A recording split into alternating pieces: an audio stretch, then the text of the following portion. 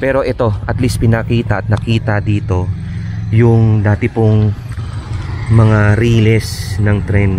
So basically mga S-friend, hindi talaga tinanggal sa ilalim ng mga kabahayan nito kahit nagkaroon na ng mga bagong tayong mga establishment dyan. So hindi nila tinanggal ang riles. Well actually pati nga din doon sa bahay kanina nila nanay, nakalimutan ko lang yung name nila and family name, nandun pa rin daw talaga sa ilalim ng bahay nila yung mga riles. At ito ngayon nagpo-prove doon sa sinasabi nila.